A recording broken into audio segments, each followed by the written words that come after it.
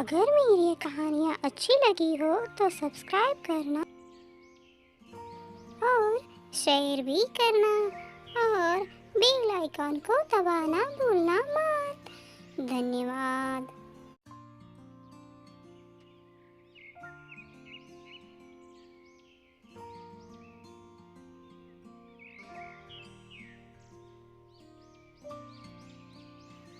चंदनपुर गांव में एक बूढ़ी अम्मा रहती थी। उसकी नाक टेढ़ी होने की वजह से हर गांव वाला उससे नफरत करता था। कोई भी उसके आसपास नहीं रहता था। जब भी बूढ़ी अम्मा किसी के पास आती और मदद के लिए हाथ मांगती तो वो उन्हें हकाल कर निकाल देता। क्या लड़की हो, जब भी मैं तुम्हारे पास आती हूँ तब तुम दोनों मुझे तुम्हारे घर से निकाल देती हो। क्या बेटी, हर बार मेरे साथ ऐसा बर्ताव क्यों करते हो?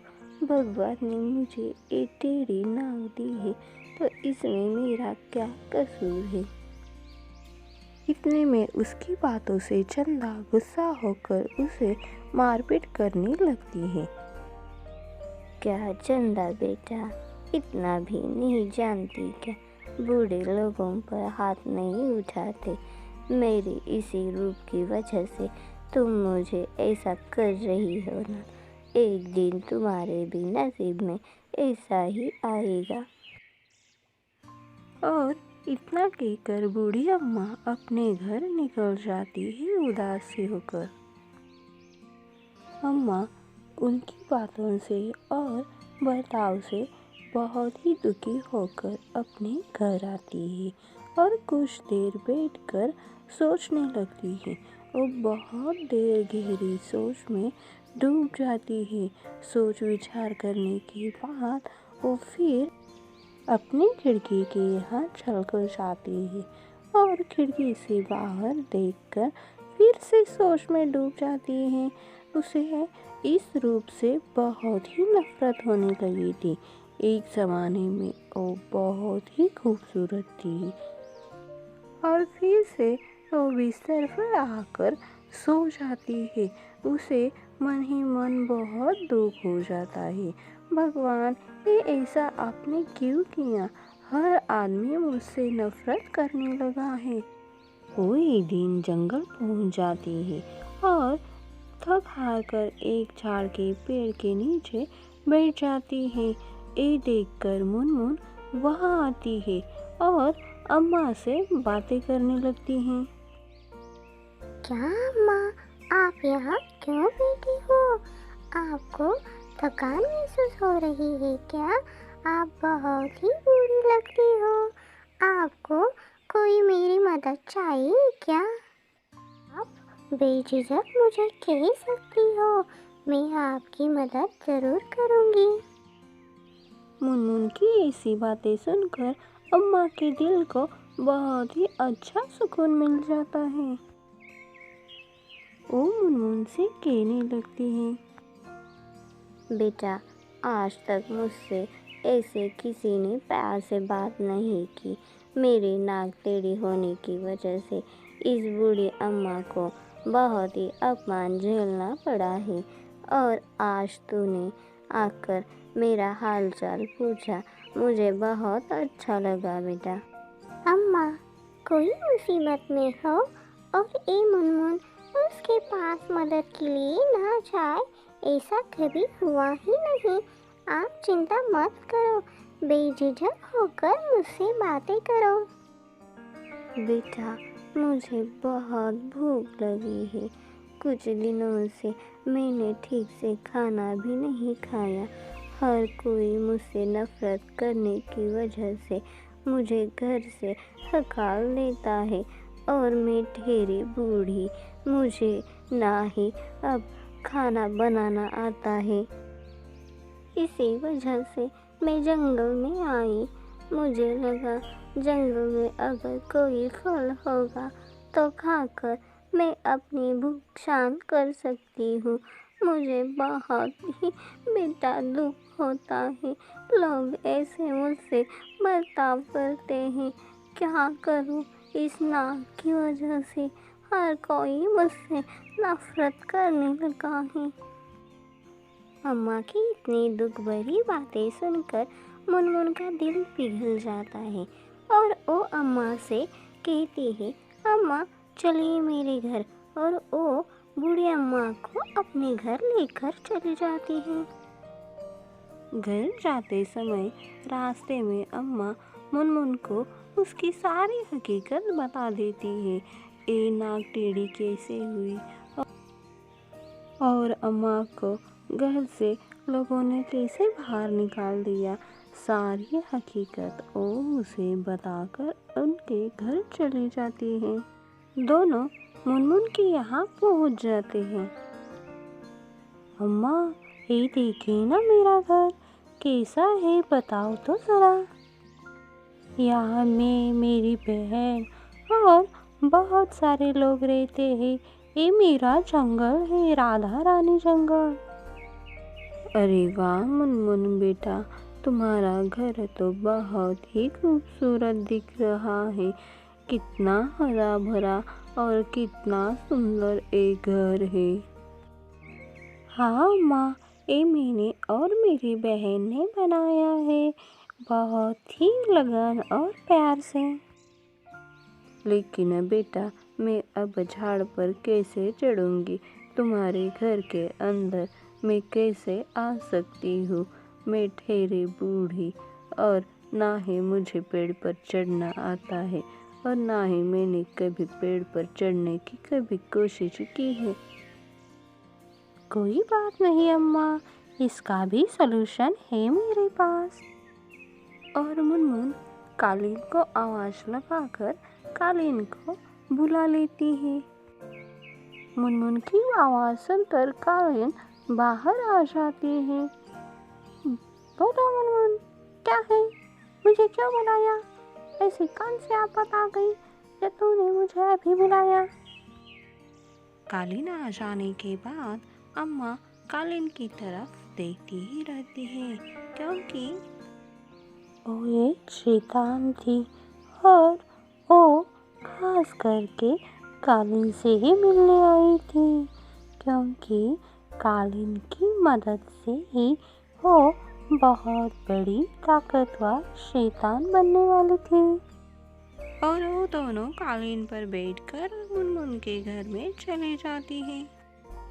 हमारी मुनमुन रानी का घर बहुत ही खूबसूरत था।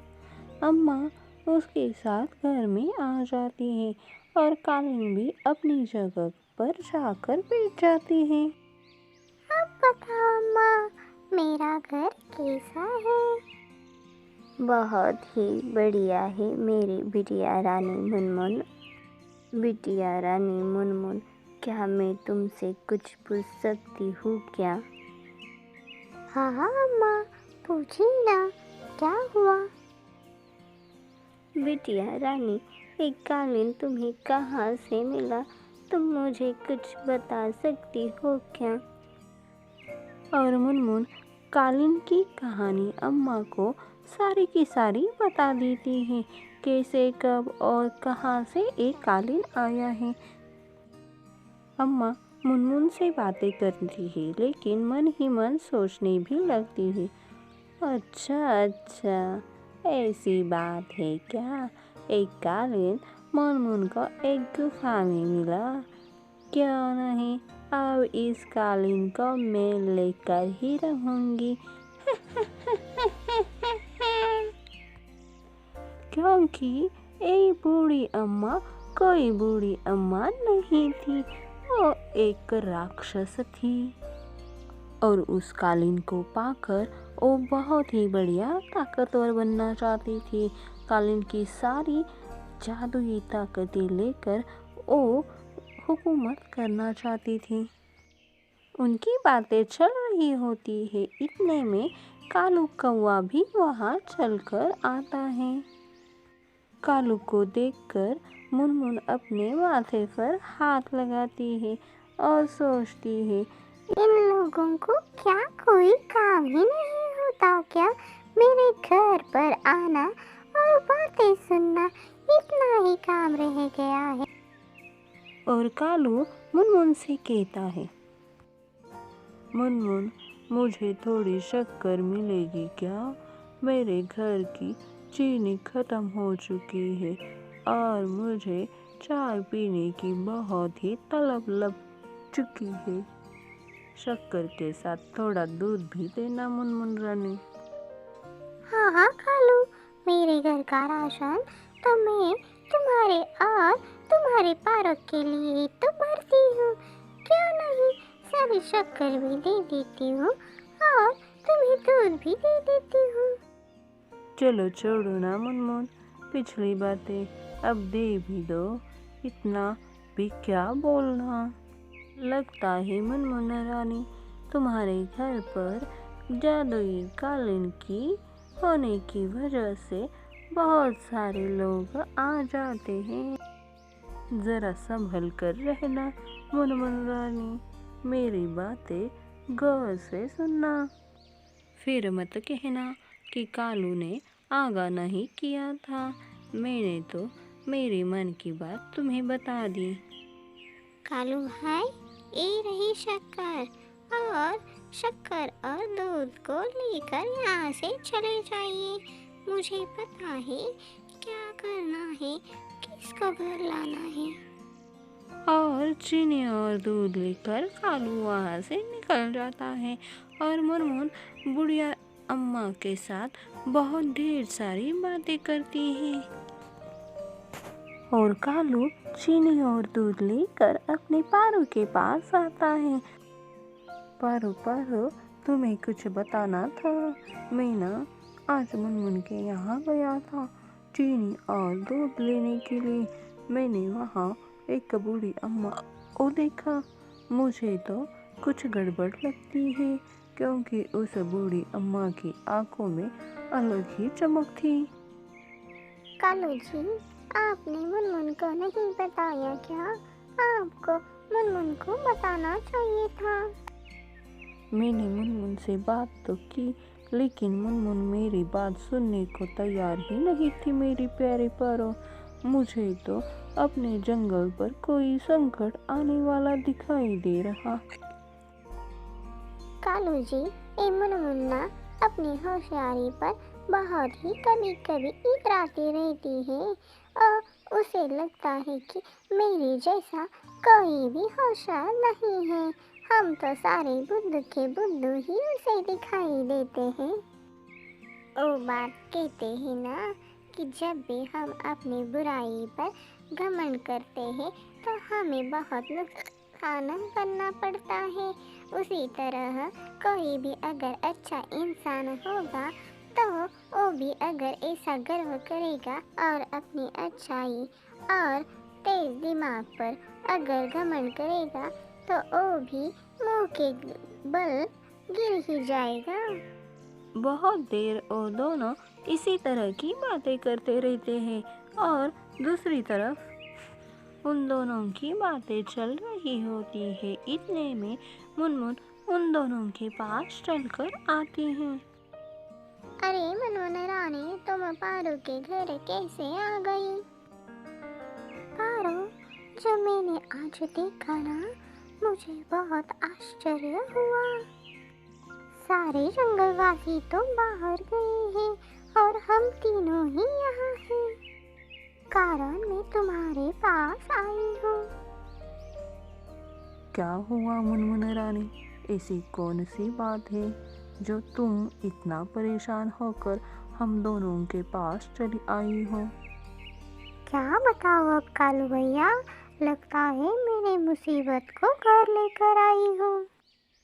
वो अम्मा कोई बुढ़िया नहीं है, वो तो एक बहुत बड़ी राक्षसी है। मैंने देखा आपके चले जाने के बाद उसके घने लंबे बाल धीरे धीरे बड़े हो रहे थे। मुनमुन, मैंने भी देखा उसके चमकीले आँख। यही बातें तो मैं अपने प्यारे पारू के साथ शेयर कर रहा था। इतने में तुम भी आ गई। मैंने तुम्हारे यहाँ तुम्हें कितनी कोशिश की बताने की, लेकिन तुमने मेरी तो एक बात नहीं सुनी। मुझे माफ़ करना कालू भाई, लेकिन सच में आज मेरे से बहुत बड़ी गलती हो गई। लेकिन मुनमुन रानी, हमें बातें करने से नहीं तो कुछ एक्शन करने से हमारे जंगल वासियों को छुड़ाना पड़ेगा। अब हम कुछ सोच विचार करके, कुछ प्लान करके उस राक्षस को कैसे हराएंगे, ये बातें बोलनी चाहिए। और वो तीनों ऐसे ही बातें करके अपने जंगल को छुड़ाने का प्लान बनाते हैं। और यहाँ राक्षसी कालीन को ले जाने की तैयारी में लगी रही थी और कालीन को लेकर चली जाती है और रास्ते में आकर सोचने लगती है, अब तो मेरे पास कालीन भी है, मुझे ज़ोरों से भूख भी लगी है, अब मैं क्या करूँ। तब उसे याद आता है कालू। जब कालू को उसने देखा था तो उसके मुंह में पानी आ गया था। मन ही मन सोचने लगती है, चलो अब मेरी भूख शांत करने के लिए कालू के पास चलते हैं। कालू को खाकर मैं अपनी भूख शांत कर देती हूँ और उसकी पत्नी पारो भी तो है, उन दोनों के यूं उल्लू बना सकती हूँ मैं। कालीन के साथ और राक्षसी कालू के घर में आ गई है, लेकिन कालू और पारू और हमारी मुनमुन रानी वहाँ नहीं थी। वो तीनों छुपकर खिड़की के पीछे थे। आज तो मैं कालू और पारू को नहीं खा सकती, कोई बात नहीं, मैं फिर आऊंगी। ऐसा कहकर वह वहाँ से चली जाती है और वो तीनों उसकी वह बातें सुन लेते हैं और बहुत घबरा जाते हैं और एक दूसरे से बातें करने लगते हैं। कालू को भी छुड़ाना है और हमारी कालीन भी वापस लानी है और उस राक्षस को भी सबक सिखाना है। ऐसी बातें करके वो लोग वहाँ से छुपकर चले जाते हैं। इस कहानी से यही पता लगता है कि हम अपने अच्छाई पर बहुत ओवर कॉन्फिडेंस नहीं होना चाहिए, क्योंकि जो भी चीज़ बहुत ज़्यादा हो जाती है वो नुकसान ही हो जाती है। इसलिए हमारे जीवन में सही तरीके से सही बैलेंस होना चाहिए।